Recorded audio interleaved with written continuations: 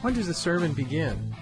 The 19th century pulpit master Phillips Brooks defined preaching as the communication of truth through personality. If he's right, then the delivery of the sermon begins before we ever step into the pulpit.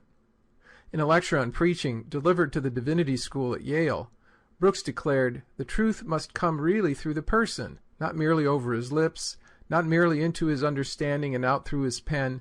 It must come through his character, his affections, his whole intellectual and moral being." When we deliver the sermon, we deliver it with the whole person. It's true that listeners hear our voice and see our gestures, but they also get a sense of our personality and our character.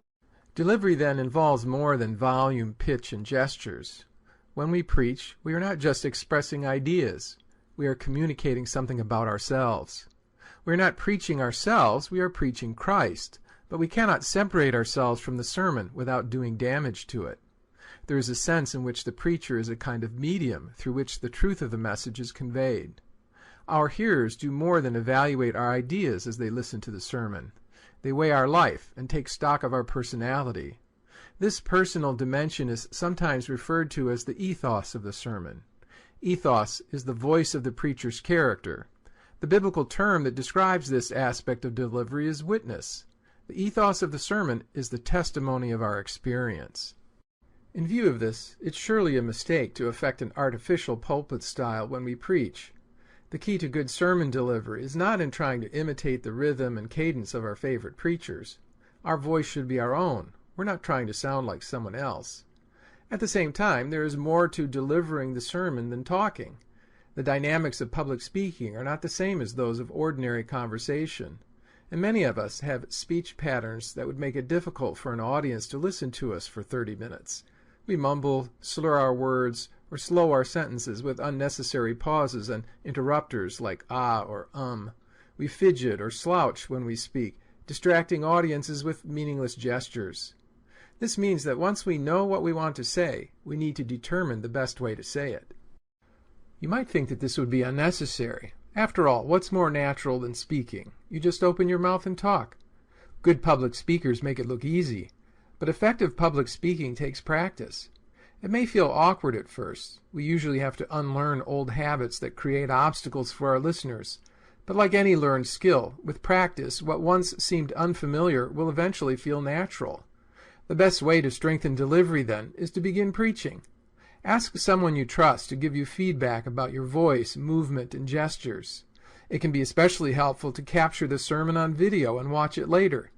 Then choose one or two elements of delivery to improve the next time you preach. Delivery begins with a voice. 3 important factors contribute to vocal delivery: volume, enunciation, and inflection. In order to be understood, we must speak loud enough to be heard. We must say the words distinctly enough so that our listeners can grasp their meaning, and we must do this with inflection, using variation in pitch and tone to emphasize the significance of what we're saying.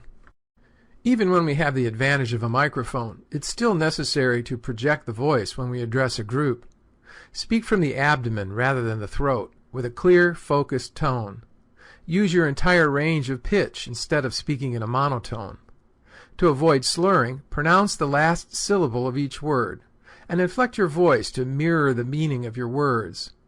In his book, Biblical Preaching, Haddon Robinson notes that speakers use pitch, punch, progress, and pause the same way that writers use punctuation. For example, when someone asks a question, the rising pitch at the end of the sentence is often a signal that what they have said is a question.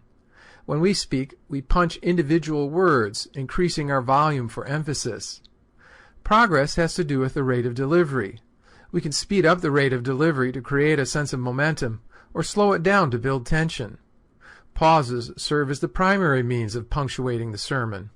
A pause directs the listener's attention to the first word or phrase that follows it. A pause before the climax of a story increases suspense, Robinson writes, and a dramatic pause introduced when a speaker feels emotion can communicate feeling more effectively than words. But pauses need to be used strategically.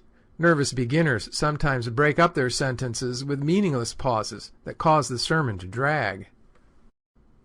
Through gestures and movement, we use the body to mirror our words. The best gestures are those that are spontaneous. but they should also be meaningful. By watching the video of your sermon, you should be able to spot which gestures help you make your point and which are distracting. A gesture needs to be large enough to be seen. Your overall body movement, whether you move from one side of the platform to the other or remain stationary, should be controlled and meaningful. When you move, you should have a reason for doing so.